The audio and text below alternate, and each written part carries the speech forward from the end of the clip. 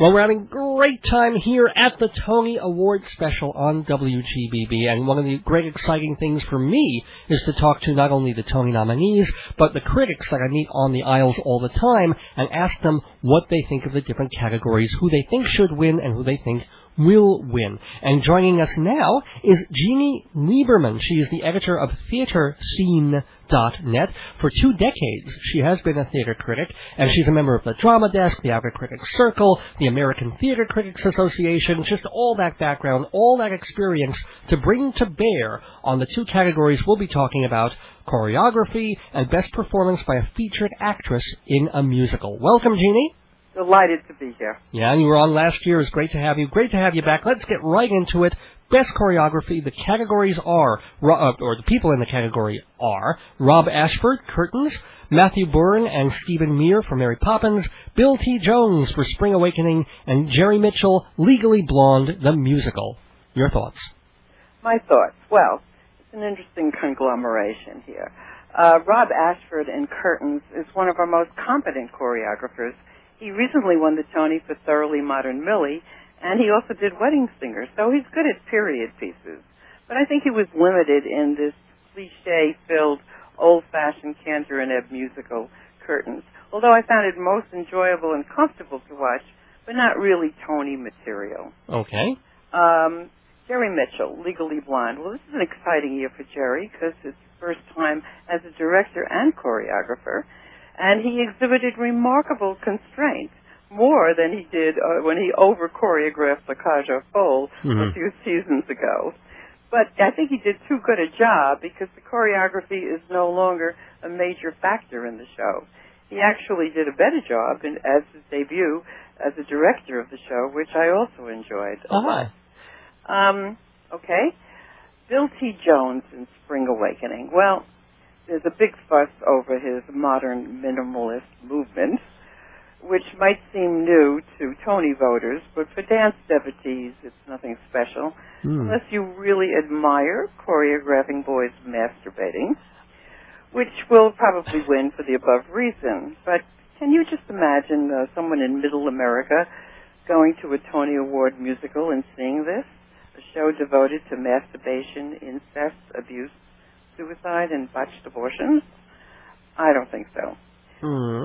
Well, I mean, I don't know why that should be influencing whether or not, A, you vote for them, or B, whether they should win for their artistic things, especially choreography, too, yeah. Well, if you take it as straight choreography, there was very little choreography in the show, and it was odd, as was the rest of the show.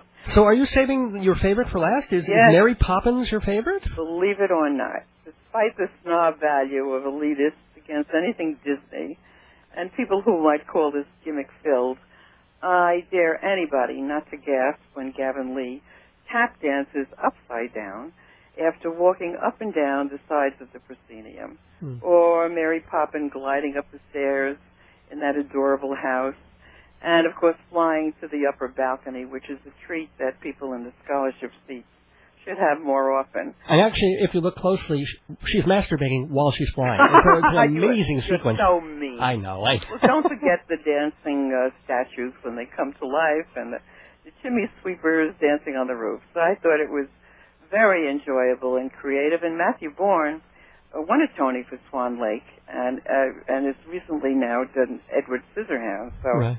He's a pretty well-known. He is my favorite. Bill T. Jones will win. I think you're right about Bill T. Jones. I don't know that much about dance, so I'm kind of pulling for Bill T. Jones because I found it pretty exciting. Not boys masturbating, but just the fact of... Watch yourself, darling. Each according to his own taste. Now stop that. Now let's go. Let's clear away any homophobic or homophilic aura and get to featured actresses. Lots of nice, cute girls and featured actress in a musical category. They include Charlotte D'Amboise for a chorus line, Rebecca Luker, Mary Poppins, Orphée, Legally Blonde the musical, Mary Louise Wilson, Grey Gardens, and Karen Ziemba for Curtains. Well, this is a lot of sentimental favorites here, and one newcomer. Charlotte D'Amboise, well, Dad has much to be proud of. Charlotte executes everything perfectly, as we recently saw in the revival of Sweet Charity, but she played the lead only until the Hollywood star came back for her part. So she's adorable and perky, but somehow lacks the spark to ignite the audience that Donna McKechnie had in the original role of Cassie. Rebecca Luca, Mary Poppins, she's also a most seasoned and delightful performer in the group, but after seeing her in larger and occasionally lead roles in Sound of Music, Music Man, Showboat, and Phantom, it's almost embarrassing to see her in this very constrained minor role of the children's mother. I don't think it's her year. I think she can do better in a better role. The newcomer, Orfeh, in Legally Blonde, well, she's a pop singer-songwriter. She has been in Saturday Night Fever and Footloose, but she was exceptional in Janice, in the off-Broadway show Love, Janice. She does a competent job as the mistreated beauty parlor owner and friend to Elle, the lead. She plays cute, and she's the character part, but I think her best award is having her husband, Andy Carl, in the play with her. That's right. And also, yes, probably the best press agent on. Nobody please. gets more press than Orfeh. Definitely.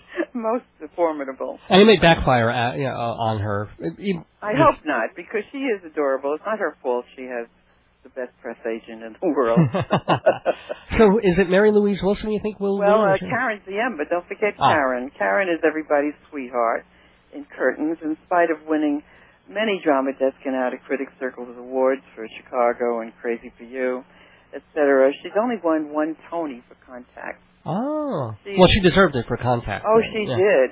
She deserves a lot. You know, she's hardworking and very proficient, but she's pushing the edge of the ingenue envelope now, and she's almost like a bridesmaid and almost never the bride. Yeah.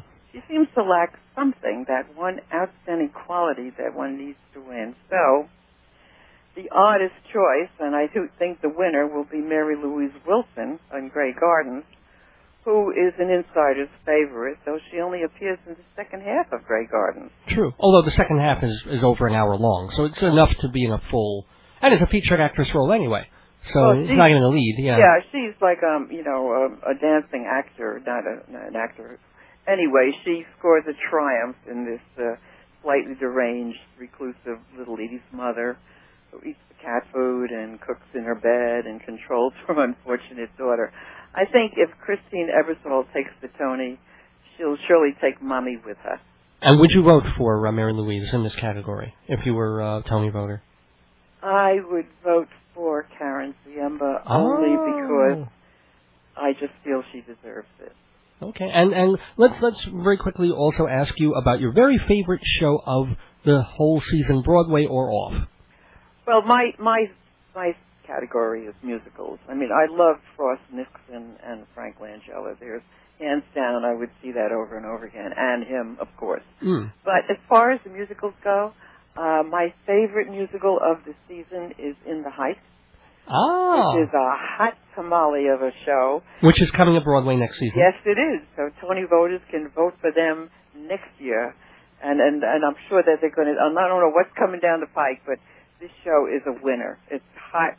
It's got merengue and salsa and all these Latin rhythms. It's vibrant. It's new. It really is, yeah. It's time for that Latino, not since West Side Story have we seen anything with those rhythms on Broadway. My worst? Yes. Worst show of the year for you. Love Music. The guy next to me, a critic, said it was as dry as burnt toast. And I don't think I can better that. Yeah, it was kind of a bore, wasn't it? It was a bore. It was odd. It was dull. It was amateurish, and it was peculiar. Kind of like me. Oh, David, not you. Oh, I'm kidding, but you are anything but all of those things. Jeannie Lieberman, I want to wish you a very, very happy, not this season also, but next season, and great things with theaterscene.net and with all the stuff that you're doing. Thanks so much for being part of the WGBB Tony Special. Thank you, David.